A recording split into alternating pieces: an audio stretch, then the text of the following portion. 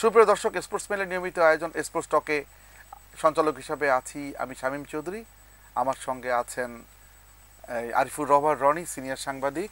রনি, আপনাকে স্টুডিওতে স্বাগত। ধন্যবাদ আপনাকে। আজ আমরা আলোচনা করব বিভিন্ন জাতীয় দৈনিকে প্রকাশিত খেলাধুলার সংবাদের উপরে। এখন একটু এক নজর দেখে নেওয়া যাক যে সমস্ত নিউজ ছাপা হয়েছে সেই নিউজগুলোর দিকে।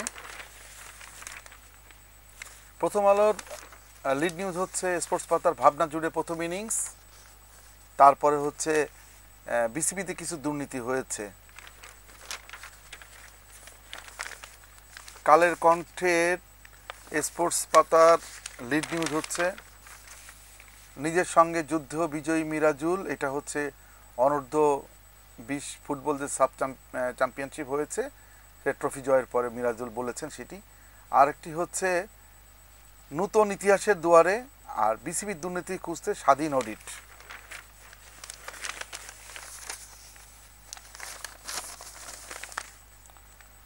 এখন চলে যাই দেশ রূপান্তরের দিকে। দেশ রূপান্তরে খেলাধুলার পাতার লিড নিউজ হচ্ছে এই বাংলাদেশ আত্মবিশ্বাসী, পূর্বাচল স্টেডিয়ামের দরপত্র বাতিল।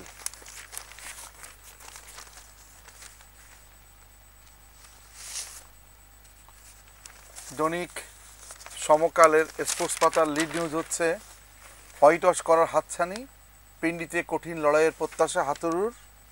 আর একটি নিউজ হচ্ছে দুর্নীতি খুঁজতে অডিট ফার্ম নিয়োগ দেবে বিসিবি।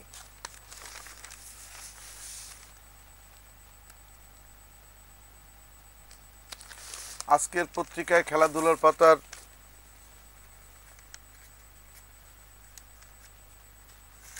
প্রধান শিরোনাম হচ্ছে স্বস্তির সময় অস্বস্তিতে কোচ হাতুরু, সভাপতি ফারুক স্বীকার করলেন বিসিবিতে দুর্নীতি হয়েছে।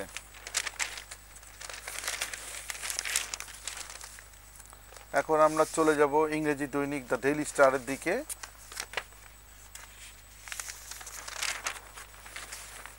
ডেইলি স্টারের লিড নিউজ হচ্ছে keeping complacency at bay biggest challenge for Tigers. আর একটা হচ্ছে BCB appoint new audit farm.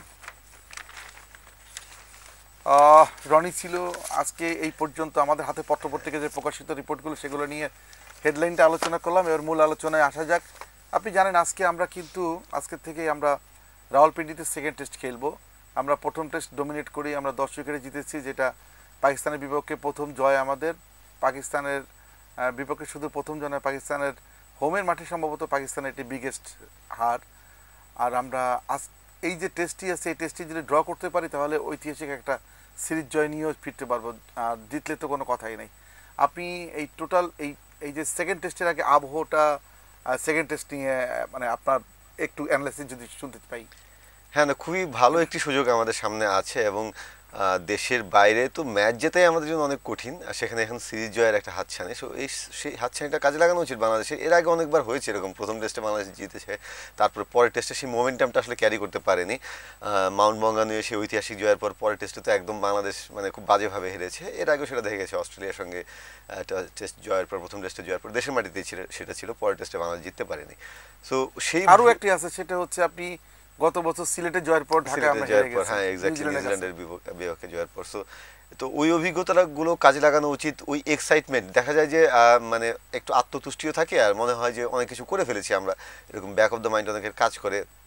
স্কিলের ব্যাপার তো আছেই। সো সেই মানে ব্যাপারগুলো থেকে যে অভিজ্ঞতা হয়েছে বা এক্সপিরিয়েন্স এবং আমাদের যে এর আগের যে ভুলগুলো হয়েছে, আশা করি সেই প্লেয়ারগুলো, স্পেশালি নিউজিল্যান্ডের সঙ্গে সিরিজের বেশিরভাগ প্লেয়ার তো এখন আছেই, তো তারা তো জানেন আসলে কী করা উচিত, কোথায় ওই সময় ঘাটতি ছিল, সেগুলো কাজে লাগানো উচিত। আরেকটা ব্যাপার হলো যে একটা পজিটিভ সাইন, এবার অন্যান্য সববারই আপনার ভেন্যু কিন্তু বদলে গিয়েছিল। হ্যাঁ, সেকেন্ড টেস্টে ভেন্যু অন্য জায়গায় ছিল, হয়তো একটু different wicket, different condition, different combination. এবার ভেন্যু একই, বাংলাদেশের জন্য খুব বেশি মানে চেঞ্জ ভাবতে হচ্ছে না, খুব বেশি চেঞ্জ করতে হচ্ছে না। সো আশা করি যে এটা একটা পজিটিভ বয়ে আনবে, বাংলাদেশের জন্য ইতিবাচক কিছু বয়ে আনবে এবং বাংলাদেশ আগের টেস্টের ধারাবাহিকতা ধরে রাখতে পারবে। পিন্ডির উইকেট আমি গতকাল পর্যন্ত যে ছবি দেখলাম বেশ সবুজ দেখেছি। আমি জানি না যে আজকে কতটা ঘাস ছেটে দেওয়া হবে বা কতটা সবুজ থাকবে। পিচটাও ঢাকা ছিল, হ্যাঁ বৃষ্টি ছিল, বৃষ্টির আজকে এত আছে, ফোরকাস্টে এখনো আছে, পূর্বাভাসে আছে। সো বৃষ্টি থাকলে ডেফিনেটলি সেটা আবার টসটা খুব ভাইটাল হয়ে উঠবে। তারপর যদি কন্ডিশন ওরকম থাকে। তো সব কিছু মিলিয়ে আশা করি একাদশটা সাজানো হবে এবং বাংলাদেশের তো আত্মবিশ্বাস ডেফিনেটলি বাংলাদেশের আছে, জাস্ট স্কিল ওয়াইজ এবং মেন্টালি নিজেদেরকে একটু মেলে ধরা এই আর কি। না রনি, এখন তো তারাও সিরিজে ফিরতে চাবে, একটি সমতা নিয়ে আত্মসম্মান নিয়ে তারাও সিরিজটা শেষ করতে যাবে, যেহেতু পাকিস্তান রেকর্ডটা কিন্তু খুব ভালো না, যে লাস্ট 4 টেস্টেই ওরা হেরেছে, 5 টেস্টের মধ্যে 4 হার, যেখানে আমরা 2টা টেস্ট জিতেছি। মানে আমাদের এই স্ট্যাটিস্টিক্সটাও তাদেরকে অনেক পিছিয়ে রাখবে। তো এখন প্রশ্ন হচ্ছে যে এই টেস্টে কি আপনার তারা বোলিং কম্বিনেশনে চেঞ্জ আনতে যাচ্ছে? যে দেখলাম আবরারের ইনক্লুশনটা স্কোয়াডে। হ্যাঁ, ওদেরকে গত টেস্টে তাদের কম্বিনেশন নিয়ে প্রচণ্ড সমালোচনা হয়েছে, পাকিস্তানের ক্রিকেটেই হয়েছে। স্পেশালি অগাস্ট মাসে তাদের ওখানে প্রচণ্ড গরম থাকে, সেই গরমে তারা 4 পেসার নিয়ে খেলেছে, কোনো স্পেশালিস্ট স্পিনার ছাড়া খেলেছে। এবং হলো যে উইকেটটা তারা যেভাবে প্রেডিক্ট করেছিল নিজেদের দেশের উইকেট, সেভাবে আসলে আচরণ করেনি। তারা ভেবেছিল হয়তো পেস সহায়ক উইকেট হবে, কিন্তু আলটিমেটলি প্রথম দিনের পর থেকে উইকেট একদম ব্যাটিং সহায়ক ছিল, শেষ দিনে তো স্পিন সহায়কই হলো। সো তাদের কম্বিনেশন ডেফিনেটলি পরিবর্তন আসছে। শাহিন আফ্রিদিকে তো অলরেডি মানে স্কোয়াডের বাইরে রাখা হয়েছে, 12 জনের বাইরে। ওই মীর হামজা বাহাতি পেসার, তাকে 12 জনের মধ্যে রাখা হয়েছে, জানি না যে তাকে আনা হবে কিনা, কিন্তু ডেফিনেটলি আবরারকে মনে হয় খেলানো হবে লেগ স্পিনার। সেটাও বাংলাদেশের জন্য একটা চ্যালেঞ্জ হবে, যদিও আবরারের এগেনস্টে বাংলাদেশ এ দল যে খেললো সেখানে বেশ ভালো খেলেছে, কিন্তু লেগ স্পিনার বাংলাদেশের জন্য সবসময় একটা চ্যালেঞ্জ নিয়ে আসে। সো আবরার যদি খেলে ফাইনালি, তো আবরারকে সামলানোর একটা চ্যালেঞ্জ বাংলাদেশের থাকবে। এবং একটা পজিটিভ বাংলাদেশের এখানেও আছে যে পাকিস্তান কিন্তু প্রচণ্ড চাপে আছে। অন্যান্য দেশের, যেটা যেমন নিউজিল্যান্ডের উদাহরণ আপনি দিলেন, তারা বাংলাদেশে এসে খেলেছে এবং তাদের ক্রিকেটে আসলে এতটা ফোকাস নাই। সো তারা খুব প্রফেশনাল টিমও, এইসব প্রেশার মোমেন্টে তারা জানে যে কীভাবে বেরিয়ে আসতে হয়। কিন্তু পাকিস্তান দল যেটা হয়েছে, যে পাকিস্তান নিজেদের মাটিতে খেলছে, এটা তাদের জন্য আসলে বিপক্ষে কাজ করছে। কারণ পাকিস্তান ক্রিকেটে এত সমালোচনা হয়, এত আলোচনা, এবং ক্রিকেটারদেরকে যেভাবে কাঠগড়ায় তোলা হয়, এটা আসলে বিশ্বের অন্য কোথাও চাপে থাকে, প্রচণ্ড চাপে থাকে হোমের খেলায়, তাদের সাবেক ক্রিকেটার থেকে শুরু করে তাদের মিডিয়া সব কিছুতে। সো এটাও বাংলাদেশের পক্ষে কাজ করবে আশা করি। তাদের ক্যাপ্টেন যে শান মাসুদ, তার ক্যাপ্টেন্সি এবং ব্যক্তিগত ফর্ম দুটো নিয়েই প্রচণ্ড চাপে আছে। ইভেন বাবর কিন্তু আউট অফ ফর্মে। হ্যাঁ, বাবর টেস্টে একদমই, তার টেস্ট পারফরমেন্স নিয়ে, টেস্ট ব্যাটিংয়ের সামর্থ্য নিয়ে প্রশ্ন উঠছে। সেটা পাকিস্তানের সাবেক বড় বড় ক্রিকেটার যারা, তারাও সেই প্রশ্নটা তুলছেন। বাবরও প্রচণ্ড চাপে আছেন। সব মিলিয়ে তারা যে চাপে আছে, সেটাকে বাংলাদেশের কাজে লাগানো উচিত। আচ্ছা রনি, এখন আর একটা প্রসঙ্গে আসি, সেটা হচ্ছে আপনি দেখেছেন বাংলাদেশ কিন্তু সাফ অনূর্ধ্ব 20 ফুটবলে চ্যাম্পিয়ন হয়েছে এবং এটা গ্লোরিয়াস ব্যাক। এখন গতকালকে তারা দেশে নামার পরে ক্রীড়া উপদেষ্টা তাদেরকে সম্বর্ধনা দিয়েছে এবং এর রাষ্ট্রীয়ভাবেও তারা সম্বর্ধনা পাবে বলে আমরা জানতে পেরেছি, সরকার জানিয়েছে। এখন আপনি এই এমন একটা পরিস্থিতি, যেখানে রাওয়ালপিন্ডি টেস্ট জয়ের পরে কিন্তু আমরা সাফ অনূর্ধ্ব 20 সে চ্যাম্পিয়ন হলাম, যেটা আমাদের কখনোই ছিল না। আপনি এটাকে কোন দৃষ্টিকোণ থেকে দেখতেছেন? একটা দিন বদলের গান শুনতে পাচ্ছি কিনা আমরা? ডেফিনেটলি এর আগে শুধু আমি যখন এসেছিলাম তখন আলোচনা করেছিলাম যে ফাইনালটা জিতে যেতে তারা পূর্ণতা দেয় এই এই সাফল্যটাকে, এবং তারা সেটা পেরেছে। এটা তো দারুণ একটা ব্যাপার। বয়সভিত্তিক বিভিন্ন খেলায় বাংলাদেশের সবসময় সাফল্য ছিল, কিন্তু এখানে সাফ অনূর্ধ্ব 20 বা এইসব টুর্নামেন্টগুলো তো ভারতের একটা দাপট থাকে। তো এবার বাংলাদেশ ভারতকে সেমিফাইনালে হারিয়েছে, ফাইনালে নেপালকে হারিয়েছে, সেই নেপালকে যাদের কাছে গ্রুপ পর্বে বাংলাদেশ হেরে গিয়েছিল, এবং নেপালকে একরকম উড়িয়ে দিয়েছে ফাইনালে। সো এটা দারুণ ব্যাপার। এই রাওয়ালপিন্ডি টেস্ট জয়, এই আমাদের এই অঞ্চলের যে প্রথাগত যারা প্রতিদ্বন্দ্বী বা রাইভাল, তাদের এগেনস্টে বাংলাদেশ আলটিমেটলি ধারাবাহিকভাবে জিততে পারছে ফুটবল ক্রিকেট প্রধান দুইটা খেলায়, এটাও ভালো ব্যাপার। কিন্তু সমস্যা হলো যে এর পরের ধাপটা, মানে যারা তো আন্ডার 20, তারপরে তারা যখন জাতীয় দলে আসবে, এই যে পাথওয়ে, এটাতে ভারতীয় ফুটবলাররা যেদিকে যাবে, বাংলাদেশের ফুটবলাররা এই আন্ডার 20 যারা আছে, তারা কি সেই পথে থাকতে পারবে কিনা, এটাই হলো মূল চ্যালেঞ্জ। সো যারা এখন সংবর্ধনা দিচ্ছেন, এই ক্রীড়া মন্ত্রণালয় বলুন বা রাষ্ট্রীয় পর্যায়ে যারাই দেবে, তাদের কিন্তু এখানে দায়িত্ব আছে। ফুটবল ফেডারেশন তো ডেফিনেটলি দায়িত্ব আছে। এই যে প্রতিভাবান ফুটবলার, এই যে মিরাজুল, যাদেরকে নিয়ে আমরা এখন এত আলোচনা করছি, এই মিরাজুল 2 বছর পর 4 বছর পরে কোথায় থাকবে, সেই দায়িত্ব কিন্তু মিরাজুলের যেমন আছে, ফেডারেশনের আছে, মন্ত্রণালয়ের আছে, সংশ্লিষ্ট যারা আছে সবার আছে। সো এই জায়গাটা হলো সবচেয়ে ইম্পর্টেন্ট। আমাদের আন্ডার 19 ক্রিকেটারদের বা বয়সভিত্তিক যারা ক্রিকেটার আছেন, তাদেরকে যেমন পরের লেভেলে নেওয়া, ইন্টারন্যাশনাল স্ট্যান্ডার্ডে নিয়ে যাওয়ার দায়িত্ব ক্রিকেট বোর্ড এবং সংশ্লিষ্ট সবার, এক্ষেত্রেও ওই একই দায়িত্ব। তো আমি মনে করি যে তাদেরকে সেই মানে জাস্ট এখানে তৃপ্তির ঢেকুর তুললে হবে না। বয়সভিত্তিক ফুটবলে সাফল্য এসেছে, খুব ভালো কথা, কিন্তু তাদেরকে যেন আমরা পরবর্তী ধাপে নিয়ে যেতে পারি, সেটা নিশ্চিত করতে হবে। রনি, আপনার গতকালকে ক্রিকেট বোর্ডে একটা প্রেস কনফারেন্স হলো, 4 ঘন্টার ম্যারাথন সভা শেষে মাত্র 10 জনের পরিচালকের সভাটা হয়েছে, কিন্তু 4 ঘন্টার মতো, অনেক লম্বা সময়, অনেক ইস্যুস আসছে। 1 সপ্তাহের ব্যবধানে, 8 দিনের ব্যবধানে দুটো বিসিবির দুটো সভা, সভাতে কিন্তু প্রতিটি সভায় কিন্তু মিডিয়ার কৌতূহলটা অনেক বেশি হচ্ছে। কারণ একটা একটা পালাবদল হ্যাঁ, চলছে। একটা পালাবদল, শাসন ক্ষমতা পরিবর্তন, বোর্ডেরও সভাপতি পদে পরিবর্তন এবং নতুন সভাপতির কাছে অনেক বেশি প্রত্যাশা। এর মধ্যে বেশ কিছু ইস্যু চলে আসছে, সেটা হচ্ছে আপনার সাকিবের ইস্যুটা, যেহেতু সাকিবের বিরুদ্ধে হত্যা মামলার দায়ের করা হয়েছে। তারপরে হচ্ছে কোচ হাথুরুর সিং এর ইস্যু, আপনার তারপরে স্টেডিয়ামের পিস দরপত্র কিউরেটর হচ্ছে গামিনী। গামিনী ইস্যু, তারপরে স্টেডিয়ামের পূর্বাচলে শেখ হাসিনা স্টেডিয়াম কমপ্লেক্স ছিল, সেই স্টেডিয়াম কমপ্লেক্সের এখন আসল কি নির্মাণ হবে নাকি স্থগিত করা হবে সেই ইস্যু। তারপরে পরিচালকদের শূন্য হলে সেখানে কি করা হবে, বা ক্রিকেট বোর্ড রান করবে কয়জন পরিচালক নিয়ে, নানা ইস্যু। তো আমি শুরুতেই আসি আপনার কাছে, সেটা হচ্ছে সাকিব ইস্যুতে উনি মানে বিসিবির প্রধান বেশ কিছু আপডেট দিয়েছেন। আপডেট মানে কি, যা ওনার জন্য করণীয় কি, সাকিবের জন্য বিসিবির কি গাইডলাইন থাকবে বা কি প্ল্যান থাকবে সেটা কিন্তু বলেছেন। আপনি প্রথম যখন আমাদের এই অভিষেক অনুষ্ঠানে আসছিলেন তখনও কিন্তু একই পোস্টের মুখোমুখি হয়েছিলেন এবং আপনি বেশ কিছু তথ্য দিয়েছিলেন। এই সাকিবের প্রসঙ্গে আপনি কি বলবেন বোর্ড প্রেসিডেন্টের কথা অনুযায়ী? এখন বোর্ড প্রেসিডেন্ট কালকে যেটা বলেছেন সেটা সত্যিও যে আগের বোর্ড দায়িত্বে থাকার সময় এনওসি দিয়ে গেছে তাকে, সাকিবকে। এটা সো এখানে আসলে তার তো আর কিছু করার ছিল না ফারুক ভাইদের। হ্যাঁ, এনওসি বাতিল তারা করতে পারতেন, কিন্তু সেটা আসলে খুব ভালো দেখাতো না। বা দেশের সেরা ক্রিকেটার বা যে কোনো ক্রিকেটারই হোক, তাকে আপনি একটা এনওসি যখন দিয়ে দিলেন তারপরে তাকে সেই এনওসি বাতিল করে দেশে ফিরিয়ে আনা, এটা আসলে ভালো দেখায় না বা ওই ক্রিকেটারের কাছে খুব ভালো মেসেজ যায় না। সো সেটা ঠিক আছে, বাট ফারুক ভাইয়ের পরের কথাটা ইম্পর্টেন্ট যে তাকে নিয়ে পলিসি আমাদের ঠিক করতে হবে, যেটা তিনি প্রথম মিটিংয়ে প্রথম সংবাদ সম্মেলনে বলেছেন। হ্যাঁ, তিনি বলেছেন একই অবস্থানে আছেন এবং ভারত সফরের পর তারা প্ল্যান অফ অ্যাকশন ঠিক করবেন। ফারুক ভাই ঠিক এটা বলেছেন যে প্ল্যান অফ অ্যাকশন ঠিক করবেন সাকিবকে নিয়ে। সাকিব কি করবে, সাকিব কি বাইরে বাইরে থেকেই খেলবে নাকি দেশে আসবে। এবং আগেও আমরা আলোচনা করেছিলাম যে তার এই দেশে আসাটা খুব জরুরি। দেশে আসা মানে দেশে আসতে হবে সেজন্য না, কিন্তু তার ক্যাম্পে থাকতে হবে, প্রস্তুতি পর্বে থাকতে হবে, দলের ওই যে পরিকল্পনা হচ্ছে, দলের সবার সঙ্গে মেশা, সেই পরিকল্পনার একটা অংশ হয়ে থাকা। এবং সাকিবের মতো ক্রিকেটার আমরা বলি যে এক্সপিরিয়েন্সড ক্রিকেটার যখন সাথে থাকেন, ইয়াংরা তার কাছ থেকে অনেক কিছু শেখে বা ইয়াংদের সঙ্গে তিনি মিশতে পারেন, এক্সপিরিয়েন্সটা শেয়ার করতে পারেন। সো এই জিনিসগুলো তো দরকার। যদি ক্যাম্পে না থাকেন, সিরিজ চলার সময় তো আসলে সেগুলো হয় না, তখন একদম ফোকাস থাকে স্পেসিফিক ওই সিরিজে ওই অপোনেন্ট নিয়ে, স্পেসিফিক কিছু প্ল্যান নিয়ে। সো আপনি যদি সাকিবের কাছ থেকে সত্যিকার অর্থে উপকার পেতে চান, তাহলে তো এইসব ক্যাম্পগুলোতে সাকিবের থাকা জরুরি।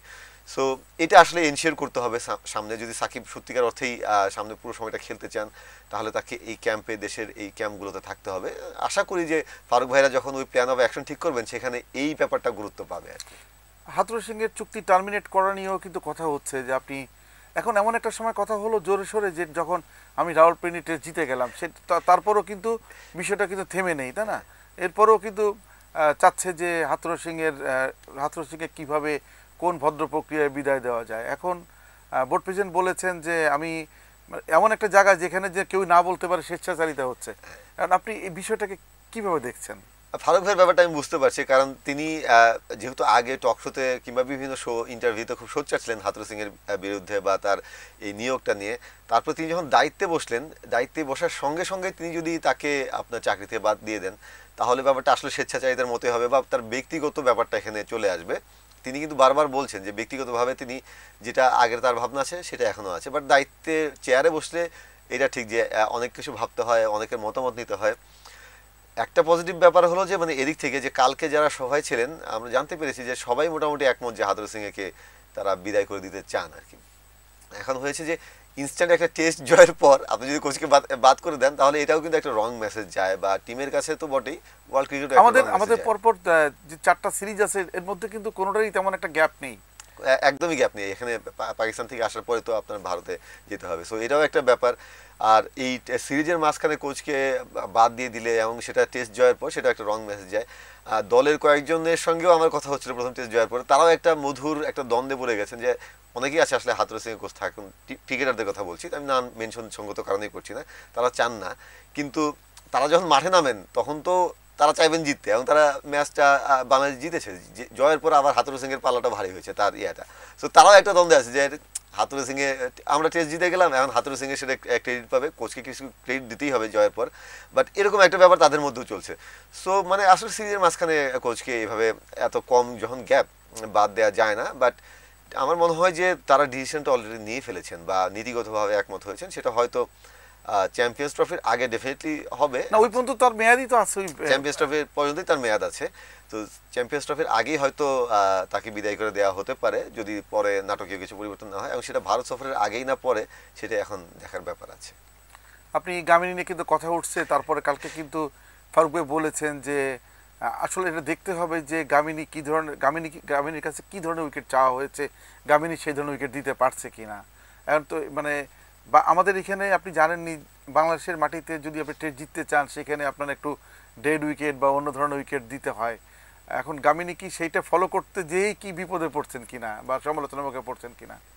ফারুক ভাই যেটা বলেছেন সেটা একটা দিক, এটা নিয়ে কিন্তু অস্বীকার করার উপায় নেই, সেটা হয়েছে। স্পেশালি আপনার হাতুরু সিং যখন প্রথম মেয়াদে কোচ ছিলেন তিনি এটা মূলত শুরু করেছিলেন, তিনি এবং টিমের ওই থিঙ্ক ট্যাঙ্ক মিলে, যে দেশের মাটিতে স্পেশালি মিরপুরে আপনার একদম স্পিন সহায়ক, খুব টার্নিং নিচু বাউন্সের উইকেট দিয়ে টেস্ট জয়ের একটা ধারা, ওই সময়ের প্রেক্ষিতে আমি মনে করি এটা ঠিক ছিল। কিন্তু এটাই একমাত্র ব্যাপার নয়, গামিনী সেটা তৈরি করেছেন ফাইন। একটা মাঠে তো আসলে অনেকগুলো উইকেট থাকে, সব উইকেটই কিন্তু একরকম না। মিরপুরে যতগুলো উইকেট আছে সব কিন্তু একরকম না, মিরপুরেও কিছু ভালো উইকেটও আছে।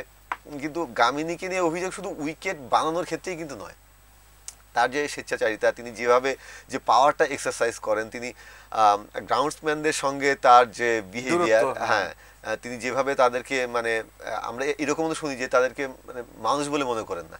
হ্যাঁ, একজন কিউরেটরের আলোচনায় আমরা এই ব্যাপারগুলো তুলে আনছি, এটাও হয়তো ঠিক না, কিন্তু এটা একটা বড় ফ্যাক্ট। কারণ যারা তার আন্ডারে কাজ করবেন তাদের সঙ্গে কিন্তু সেই সৌহার্দ্যপূর্ণ সম্পর্ক বা পারস্পরিক শ্রদ্ধার ব্যাপারটা থাকা উচিত। কিন্তু গামিনীর বিরুদ্ধে মূল অভিযোগ কিন্তু এটা যে তিনি আসলে তার সাবঅর্ডিনেট যারা আছেন বা আশেপাশের যারা আছেন, ইভেন মাঠ কর্মী না শুধু, অন্যান্য মাঠের যারা গ্রাউন্ডস কিউরেটর আছেন, গ্রাউন্ডসম্যান আছেন, অন্যান্য জায়গায় যারা মানে তিনি তো হেড কিউরেটর, তার আন্ডারে যারা আছেন তাদের সঙ্গে বাংলাদেশের যারা আমরা যাদেরকে সম্মান করি বা অনেকদিন ধরে ক্রিকেট বোর্ডের গ্রাউন্ডসে কাজ করছেন, কিউরেটর হিসেবে কাজ করছেন, তাদের সঙ্গেও কিন্তু তার মানে দূরত্ব আছে, সম্পর্ক ভালো না, তিনি কার সঙ্গে খুব ভালো ব্যবহার করেন না, এটা একটা বড় ব্যাপার। কিউরেটর হিসেবেও যদি বলি পিওর তার স্কিল কতটা আছে সেটাও কিন্তু প্রশ্নবিদ্ধ। শুধু একটা মাঠের ওই উইকেট চাহিদা অনুযায়ী তৈরি করছেন সেটাই তো না, অনেক সময় তো চাহিদা অনুযায়ী বিপিএল এর সময় তার চাহিদা অনুযায়ী ওইরকম উইকেট থাকে না। কিন্তু গত আসর বাদ দিলে বা দুই একটি আসর বাদ দিলে বেশিরভাগ সময় বিপিএল এ উইকেট নিয়ে পুয়ার স্কোর হয়েছে, খুবই পোর উইকেট, পোর স্কোর হয়েছে। ক্রিকেটাররা সেটা সমালোচনা করেছেন এবং সেই সমালোচনা করতে গিয়ে ক্রিকেটারদেরকে জরিমানা করা হয়েছে বা তাদেরকে শোকজ করে দেওয়া হয়েছে, কিন্তু তাকে কখনো কিছু করা হয় না। তাকে আমাদের মূল জায়গা কিন্তু এটা যে তিনি দায়বদ্ধতা বা জবাবদিহিতার ঊর্ধ্বে, তাকে কখনোই কেউ কিছু বলে না। আমরা জানি যে গ্রাউন্ডসের এখন যিনি প্রধান আছেন মাহবুব আনাম, তার তিনি সরাসরি ছত্রছায়ায় তিনি থাকেন, এই জন্যই হয়তো বলা হয় যে এই জন্যই হয়তো তাকে আসলে সেই জবাবদিহিতার আওতায় আনা হয় না। এবং সেটা শুধু মাহবুব আনাম বা কেউই না, আসলে ক্রিকেট বোর্ডের অন্যান্য কেউ কিন্তু কখনোই কিউরেটরকে নিয়ে সেই প্রশ্নটা তোলেনি।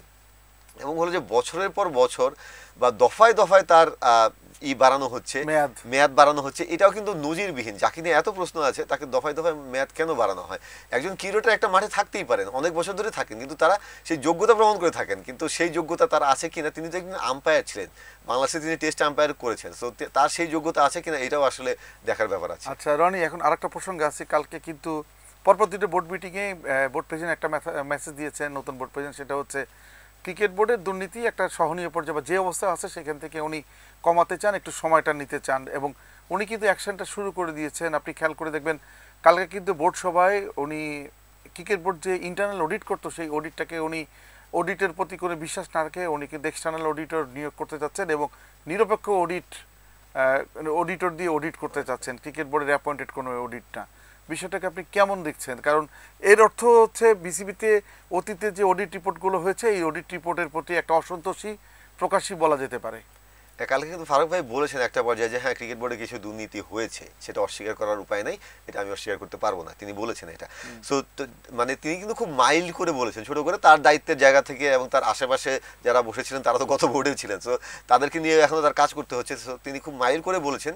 কিন্তু ক্রিকেট বোর্ডের প্রধান যখন বলেন যে কিছু দুর্নীতি হয়েছে, তার মানে আসলে সেটা ব্যাপক আকারেই হয়েছে। এবং যখন ইন্ডিপেন্ডেন্ট একটা অডিট ফার্ম নিয়োগ দেওয়া হয়, এটা খুবই পজিটিভ একটা ব্যাপার, প্লাস একই সঙ্গে এই বার্তাও দেয় যে আসলে কতটা ভয়ানক অবস্থায় আছে। সো আমি আশা করবো যে ইন্ডিপেন্ডেন্ট অডিট ফার্মটা সত্যিকার অর্থে ইন্ডিপেন্ডেন্ট থাকবে এবং তারা স্বাধীনভাবে কাজ করতে পারবেন। এবং আমি মনে করি এটা করতে গেলে আপনি শামীম ভাই এই ক্রিকেট বোর্ডের এই আর্থিক দুর্নীতি নিয়ে অনেক কাজ করেন অনেক বছর ধরে, জানেন যে সব কিছুই হয়তো তারা বের করতে পারবে না, কিন্তু সূত্রগুলো বের করতে পারবে, অনেক কিছুই বের করতে পারবে। সো যদি অর্ধেকও বেরিয়ে আসে বা কিছু বেরিয়ে আসে, তারপরেও কিন্তু সেটা অনেক বড় ব্যাপার হবে। সেই অনুযায়ী যদি ব্যবস্থা নেওয়া হয় এবং পরবর্তীতে হবে না, এই ব্যাপারগুলো না হয়, সেই ব্যাপারগুলো এনশিওর করা যায়। বাট কাজ শুরু করাটা জরুরি ছিল এবং ইন্ডিপেন্ডেন্ট অডিট ফার্ম নিয়োগ দেয়, এবং ফারুক ভাই বলেছেন যে দেশের সেরা 4টি ফার্মের একটিকে নিয়োগ দেওয়া হবে, যেটা একটা খুব ভালো ব্যাপার। সেটা যদি হয় ডেফিনেটলি অনেক কিছু বেরিয়ে আসবে। এবং আমি মনে করি যে যারা এই কাজগুলো করেছেন তারা এখন প্রমাদ গুনতে পারেন যে আসলে তাদের সামনে কি আছে। এবং আপনি খুব ভালো একটি প্রসঙ্গ, কালকে ভালো প্রশ্ন আপনি করেছেন যে এই প্রক্রিয়া যার হাত দিয়ে হয়েছে বা যার স্বাক্ষরে হয়েছে তাকেও তো প্রশ্নবিদ্ধ করা উচিত বা তার দিকে আঙুল তোলা উচিত, which is very much true. যে আপনার ক্রিকেট বোর্ডের প্রধান নির্বাহী তো এখানে ডেফিনেটলি দায় আছে। প্রধান নির্বাহী যে এখন আপনি বলেছেন যে তার যোগ সাজস ছাড়া তো এটা সম্ভব না এবং কোনোভাবেই সম্ভব না। লংগেস্ট পিরিয়ডে আছেন, পাপন ভাই পুরো মেয়াদটাই কিন্তু উনি ছিলেন। হ্যাঁ আছেন। দুটি ব্যাপার আছে এখানে, একটা হলো যে তিনি আসলে কতটা যোগ সাজস তার ছিল, ডেফিনেটলি ছিল। ক্রিকেট বোর্ডের একটা যে কোনো আপনার প্রফেশনাল বোর্ডের কিন্তু প্রধান নির্বাহী হলো প্রধান, সবকিছুর প্রধান। সো সকল ড্রাফট কিন্তু তারই, তার সাইন তার সাই ছাড়া কোনো কিছুই হবে না। এটা মানে বলা যায় গাছের পাতাও ধরবে না সেরকম ব্যাপার। টাকা উত্তোলন করতে গেলে তার স্বাক্ষর লাগবে, যে কোনো কিছুতে তার স্বাক্ষর লাগবে। এবং একটা পর্যায়ে ছিলেন তিনি ক্রিকেট বোর্ডের দীর্ঘদিন ধরে এমপ্লয়ি, ক্রিকেট বোর্ডের অনেক পুরনো এমপ্লয়ি, সবচেয়ে পুরনো এমপ্লয়ি সম্ভবত তিনি, বিভিন্ন ধাপ পেরিয়ে গিয়েছেন, সেদিকে আমরা রেসপেক্ট রাখতেই পারি। কিন্তু যখন ক্রিকেট বোর্ডের সিইও তিনি হয়েছেন, তাকে তো সেই প্রশ্নের জায়গাটাও তাকে আমাদের করতেই হবে। এবং তিনি শুরুতে যা ছিলেন, এই ক্রিকেট বোর্ড যখন আসলেন, পাবন ভাইদের বোর্ড যখন আসলেন, শুরুতে যিনি আছেন প্রধান নির্বাহী, তিনি শুরুতে ভারপ্রাপ্ত প্রধান নির্বাহী ছিলেন। ওই সময় তিনি একরকম ছিলেন ইয়েসম্যান হয়েই তিনি কাজগুলো করেছেন। একটা পর্যায়ে কিন্তু তিনি ইয়েসম্যান থেকে পাওয়ারফুল ম্যানও হয়ে গিয়েছেন। তিনি কিন্তু বিভিন্ন জায়গায় সেই আমরা দেখেছি বিভিন্ন গুরুত্বপূর্ণ জায়গায় পদে তাকে রাখা হয়েছে। বিপিএল গভর্নিং কাউন্সিলে তিনি আছেন সদস্য হিসেবে। তো বিভিন্ন জায়গায় তার সেই পাওয়ারটাও তিনি এক্সারসাইজ করেছেন।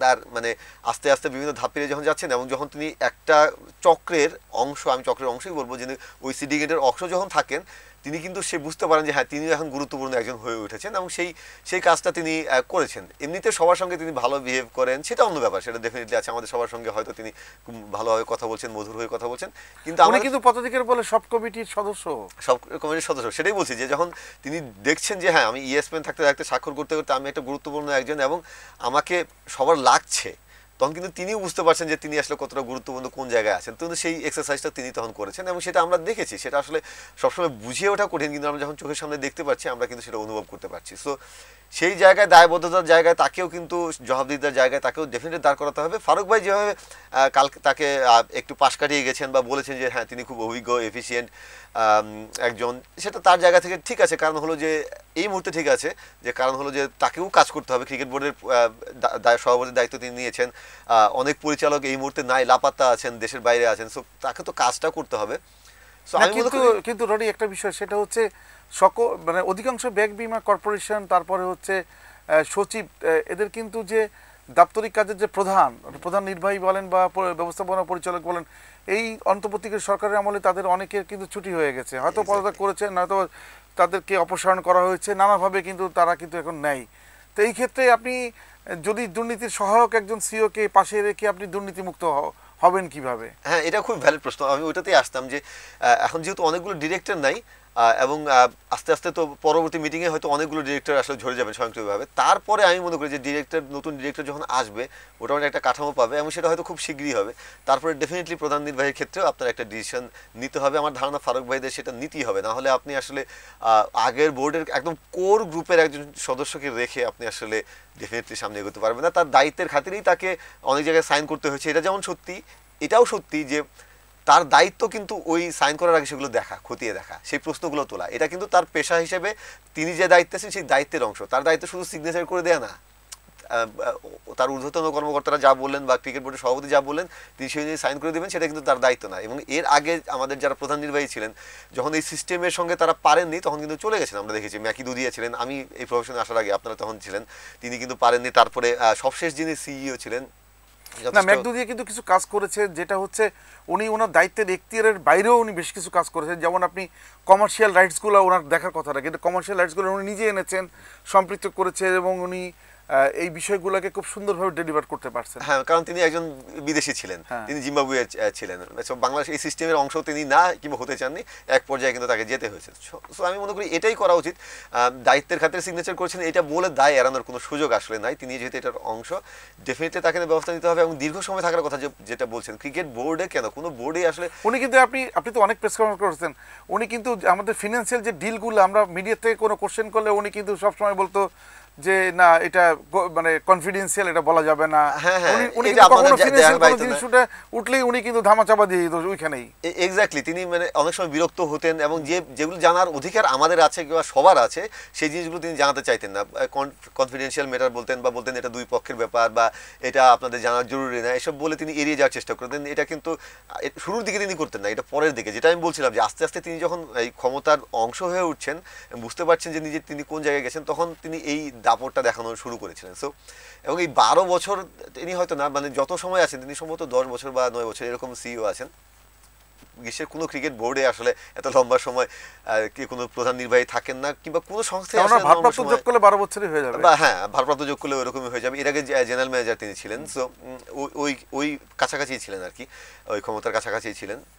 যেটা বলছিলাম যে অস্ট্রেলিয়া ক্রিকেট বোর্ড, মানে ক্রিকেট অস্ট্রেলিয়া বা England and Wales cricket board, এসব জায়গায় যারা প্রধান নির্বাহী থাকেন তারা কিন্তু অনেক এফিসিয়েন্ট থাকেন, তাদের অনেক প্রশংসা আমরা শুনি, তারপরেও এত লম্বা সময় তাদেরকে আমরা কখনো থাকতে দেখি না। কারণ একটা ব্যাপার যখন কন্টিনিউটি রাখতে হয়, আরেকটা ব্যাপার এটাও সত্যি যে আপনার এই চেঞ্জগুলোর দরকার, আরো ভালো কাউকে তো আমরা পেতে পারি, কিংবা না যখন সরকার চাচ্ছে যে সংস্কার করতে, তার সংস্কারের অংশ হিসাবে যেহেতু সব জায়গায় দুর্নীতির কথা বলা হচ্ছে, দুর্নীতি থেকেই খেয়ে ফেলছে দেশটাকে, সেই দুর্নীতি মুক্ত করতে গেলে তো নিশ্চয়ই একটা সংস্কার কার্যক্রমের অংশ হিসাবে আমরা এইভাবে কাউকে না কাউকে তো আমাদেরকে বাদ দিতেই হবে।